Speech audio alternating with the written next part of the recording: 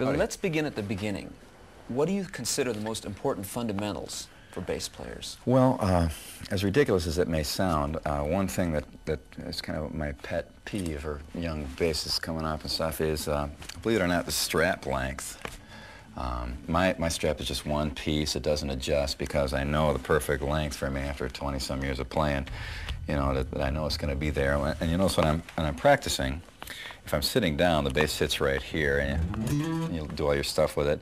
And when you stand up, it's in the same spot. So you're always used to it being at the same spot on your body. Whether you like it high or low is your own personal preference, but as long as it's on the same spot, if you're practicing and then move, all your angles change, everything moves. So I like to try to encourage people to get that one spot that they're going to put the bass and leave it, and then work on everything from there. So it's just real important for me. I see a lot of players, you know, reaming away in the dressing rooms, get up on stage and the bass is in a completely different spot and they can't do it, and they come back, you know, blaming their roadie or their amp or whatever, you know. It's usually, surprisingly enough, just to get your strap in the right spot is really important. You've mentioned in the past having the fewest possible variables. Yeah. This is really an extension of that, isn't it? Yeah.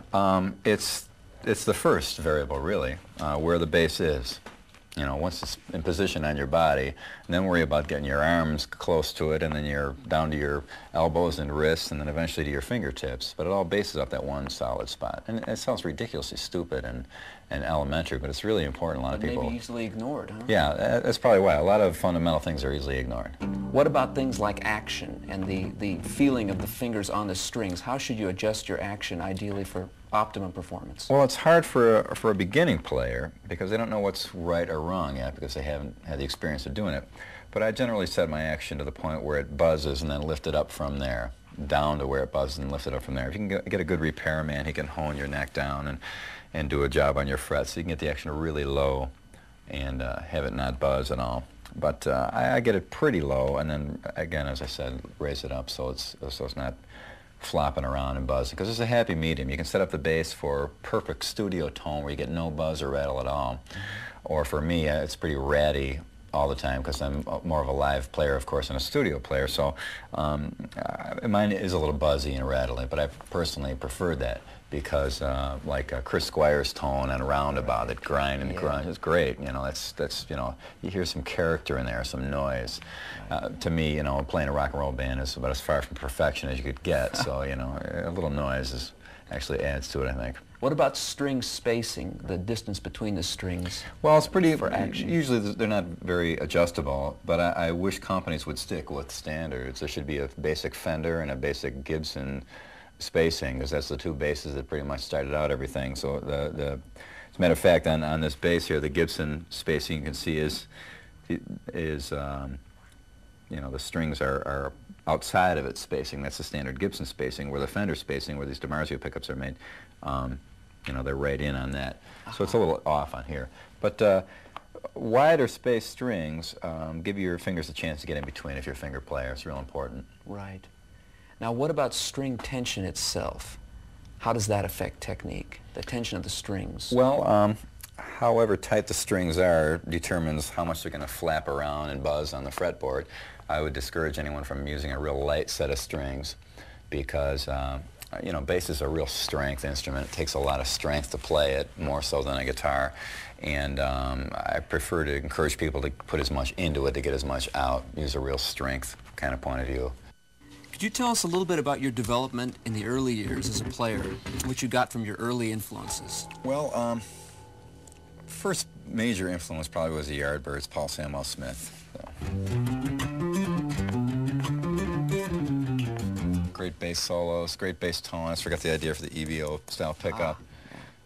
Super deep low end, I'm a Man, having a rave up with the Yardbirds, totally great playing. One of the early prototype heavy bands, too. Oh yeah, totally great, real metal, if you wanted to call it that metal and mono, I guess you'd call it. But it was great. Him, and then you know, the Beatles and all the pop, British Invasion came through all the songs. A lot from McCartney, melodic sense. Yeah, McCartney's a way overlooked bass player, way underrated. Like, you know, all the Rain stuff, and you know, it's great stuff.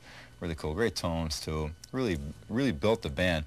And a lot of what you see now in bass players for the whole song, it's just really, bass just wasn't like that back then. Motown, Jamie Jamerson, all over the place. A fundamental element of the song was a bass line. Right. Move the whole song. It made the whole song happen. So that's stuff I kind of grew up on, things that really were an important part of the song. Bass parts that were part of the song, not soloing or not just thudding along, you know, eighth notes on the, you know, along with the single disco beat bass drum, you know. There's a lot more happening back then as far as, you know, writing goes. Then I got into Tim Bogart was probably my biggest real big bass influence. Tim Bogart from Vanilla Fudge. And he influenced you technically too, didn't Yeah, he? real technically. He's still my hero. He's the greatest. I got all my raking techniques from him. I think the bass he played on the first Vanilla Fudge record to this day is set the standard for the ability of a bass to move in the context of a song and just take it to places where it just wouldn't have gone without him, you know. It's really incredible. Jack Bruce, Cream, unbelievable. All the live stuff.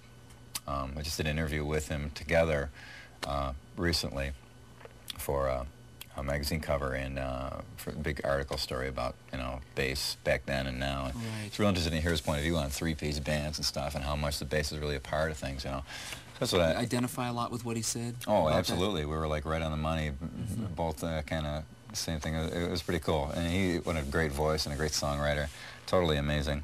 John Entwistle, Chris Squire, you know, you name them. Did the sound of Roto Sounds come from Chris Squire? Yeah, Chris Squire. Well, actually, it came more from John Entwistle, I think, for me. But when Chris Squire came out, he popularized it for everybody, that grinding bass tone. Totally cool. He was a great player. A guy in my neighborhood started me playing bass, Joe Hesse. He actually gave me my first set of Roto Sounds, a used set off his bass, and once I tried it, like back in 1971, I think it was, once I put him on, I couldn't try anything else again, you know, so that was how long I've been playing him.